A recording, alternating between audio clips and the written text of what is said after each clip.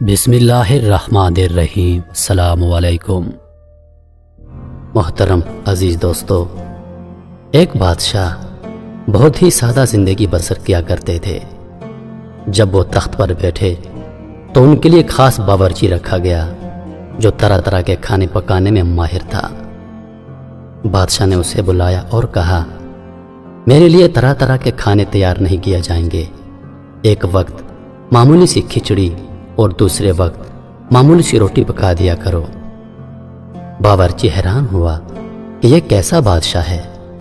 چند دن اس نے کھانا پکایا اور پھر ملازمت چھوڑ دی، کیونکہ ایک ماہر باورچی اس قدر سادہ کھانا کیسے پکاتا، پھر یہ کہ اس سے خود کچھ کھانے کو نہیں ملتا تھا۔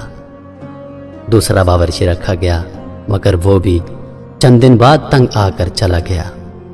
غرض یہ کہ کوئی باورچی ٹکنے کا نام نہیں لیتا تھا۔ بادشاہ تنگ آ گئے۔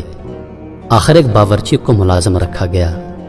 اس سے معاہدہ کیا گیا کہ کم سے کم 1 سال سے پہلے وہ ملازمت چھوڑ کر نہیں جا سکتا۔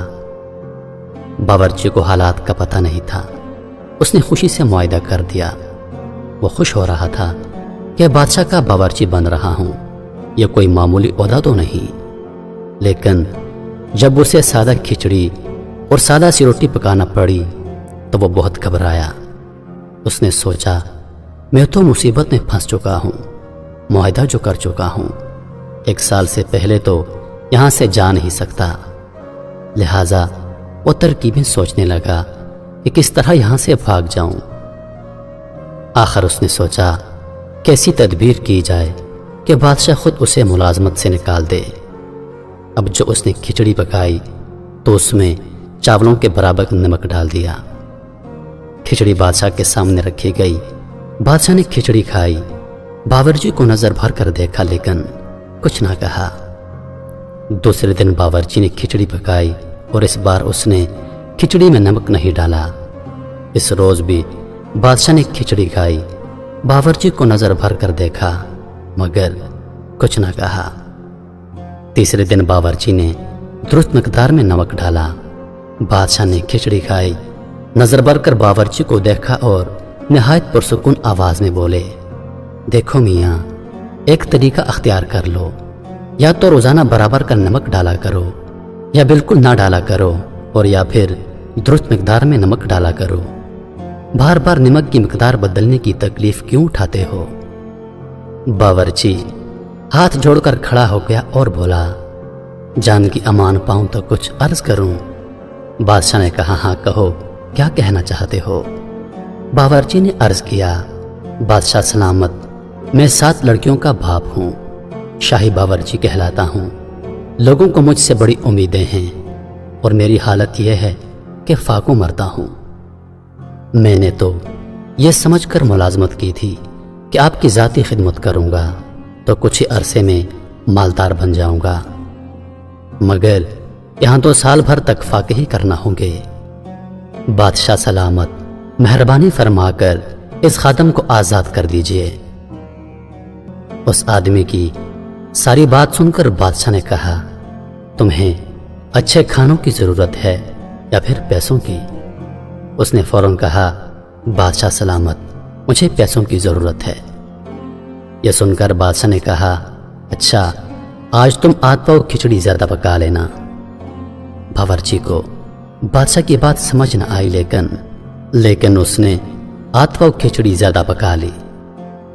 بادشاہ نے اپنے حصے کی کھچڑی کھائی، باقی ماندہ زائد کھچڑی کے اس نے 7 حصے کر دیے۔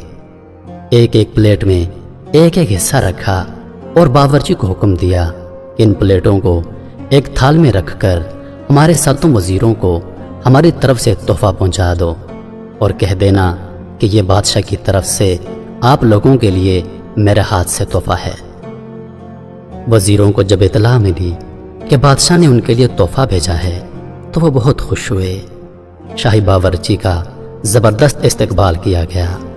7 وزیروں نے باورچی کو چند پیسے اور اپنے گلے سے ایک قیمتی ہار اتار کر بطور نذرانہ پیش کر دیا۔ باورچی یہ سب ساز و سامان اور پیسے لے کر بادشاہ کی خدمت میں حاضر ہوا۔ बादशाह ने पूछा, कहो गुजारे की कोई सूरत निकल आई या नहीं।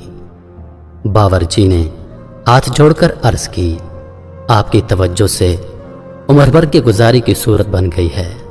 ए बादशाह सलामत, अब कोई हाजत नहीं रही। बादशाह ने कहा, अच्छा मियाँ, तो आइंदा खिचड़ी में नमक दुरुस्त मिकदार में डाल दिया करना।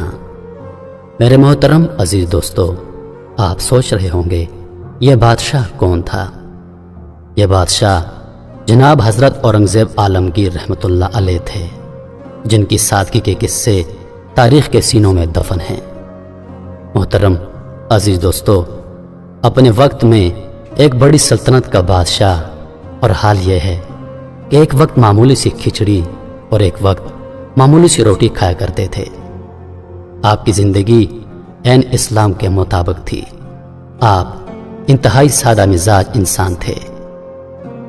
कई मौरखीन ने आपके मुतालिक पेशन गोइयां की हैं कि आप अल्लाह के वली थे। बाकी अल्लाह खूब जानता है।